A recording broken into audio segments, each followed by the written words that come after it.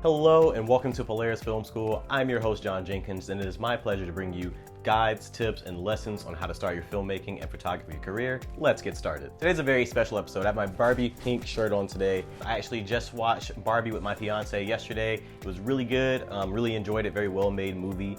I'm excited to go see Oppenheimer a little bit later this week. Got my IMAX hat on for that one because I didn't have a hat with an explosion on it. You know, on second thought, I'm actually gonna take this off. I did not care for Oppenheimer as much as I thought I would. Okay, so jumping right in, we've all been there where we have a really cool idea for a movie, a really great concept in our heads, but we can't quite get it to that next step. We can't get it to something tangible where we can bring it to someone else and really start to get the ball rolling on making something happen. Today, I'm gonna show you how. So let's start off with the first bit, which is coming up with a concept. How does that even happen? Usually you'll get inspired by something. So you'll watch a movie, you'll watch a TV show, you'll read a book. Something will spark in you and you'll start to get flashes of what could be a really great story in your head. So it may be tempting to rush the final draft and just start typing up your ideas as they come to you fluidly. And that is some people's workflow. But I'm here to tell you it doesn't work quite that way for most people. And here's a goal that I actually suggest instead. Instead of jumping straight into writing, we're gonna actually say that to be our final step in today's process. Our goal would be to get to a place where we feel comfortable writing the story. Not just writing parts of it, not just having cool ideas, but actually knowing where the story is gonna go and the story you're trying to tell. So what are the things you need to do to get it to a place where you can actually start telling a story?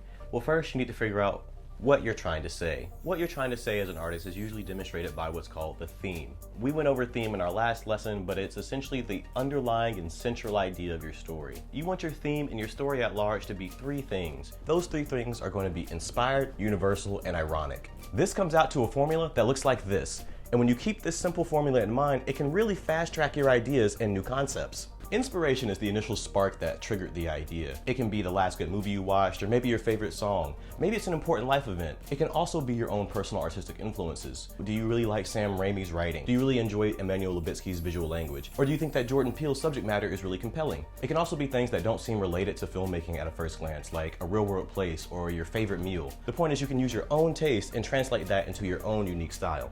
The second thing is you want to keep it universal. So what I mean by universal is when you're trying to tell a story, you want to tell a story that resonates with a large amount of people. This comes from having themes that are very true and profound to real life. When I say profound, I don't mean particularly complex issues, just ones that resonate with a lot of people on a very basic level. For example, the concept of a mother's love being able to overcome all obstacles. That's something that a lot of people can relate to. That's something that's very universal. Most people have a mom, most people have some sort of womanly figure that they look up to or that has protected them, thusly making it a very universal story. The third thing you want to make sure it is ironic. Irony is something that humans love, so you want to make sure your story is layered with it. So with irony, a great place to start is your protagonist. In the world of your story, you've probably set up some sort of rules or the way things normally work. You want to focus on telling the story from the most ironic point of view possible. For example, if you have a story where everything is perfect and everyone's happy and every day people dance and jump around, you want to tell it from the point of view of the one character who just doesn't feel that way. They're not always happy. Things aren't always perfect. They're not always jumping around and dancing. That's what's going to breed conflict, and that's what's going to keep things interesting,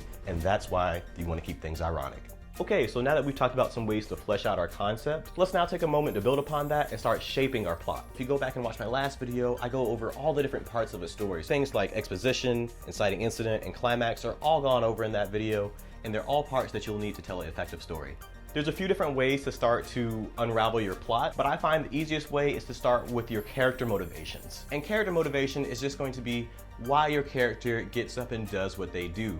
Are they trying to change the way people see them? Are they trying to achieve money and fame? Or are they trying to find love? What is the thing or idea that they're chasing after? Character motivation is directly tied to conflict and plot. So you want to make sure that your character's motivation has inherent conflict to them. This will keep things interesting. This ties back into the idea of making sure your protagonist is told from the most interesting perspective possible. For example, if you want to tell a fish out of water story where, maybe back home they're sort of kicked and looked down upon, but in this new world, they're king of the mountain. You want to make sure that you're telling this from not somebody who is watching from the sidelines, watching all this happen, but instead you want to tell it from the perspective of the person going through these changes. This will lead to the most interesting story, as well as creating a lot of deep conflict. And as I said before, it is directly related to plot. This makes perfect sense when you think about it, because what your character is trying to achieve is literally going to be your plot. So if they're trying to get money, they're trying to get fame, you're going to be telling a story that reflects that. You're going to be showing them scrounge and scam and scrape until they get to where they want to be or learn a lesson, whichever comes first.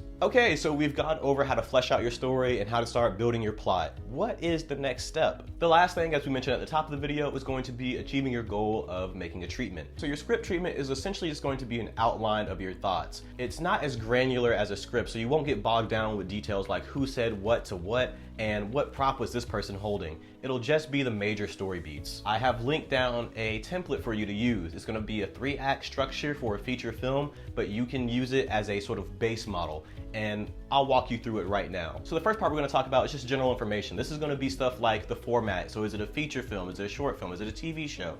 Is it a horror movie? What genre is it? You're also gonna wanna put your log line, so a 1 or 2 sentence synopsis of what your movie is. If you can boil down your movie to just a couple sentences, that's usually a good indication that you have a good idea of your story. If you can't, or if it comes out a little different each time, you may still have some grinding on the wheel to do.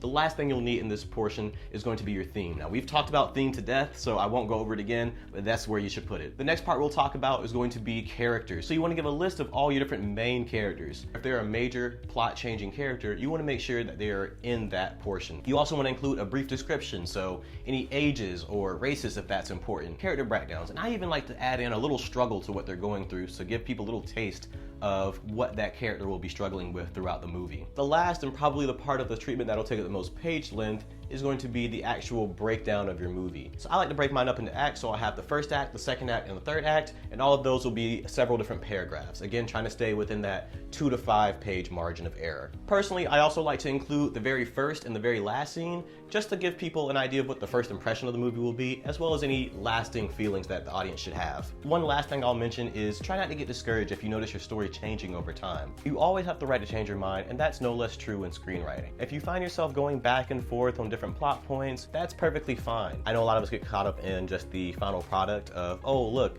this is how this movie came out.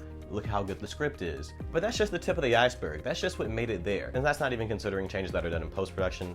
So it's also important to take what you see with a grain of salt. And for a Hollywood writer, that's their full-time job. If you're like me, you have a full-time job. You have other responsibilities. You have other things going on. So you can't spend all day writing like Hollywood writers. So it doesn't make sense to compare yourself to Hollywood writers. You guys are doing completely different jobs in completely different context. But that should wrap it up today. We went from understanding our goal and wanting to get to a treatment to fleshing out that concept, and then using that fleshed out concept to then start building the plot. We took that and applied it to our goal of making a treatment. There's a lot more that we could say about this topic alone, but I'll leave you with that just to kind of get you started and get the ball rolling. Thanks for spending some time here at Polaris Film School. Make sure to like if you like the content, drop a comment if you have a question about anything, and make sure to subscribe so you never miss out on future videos just like this one.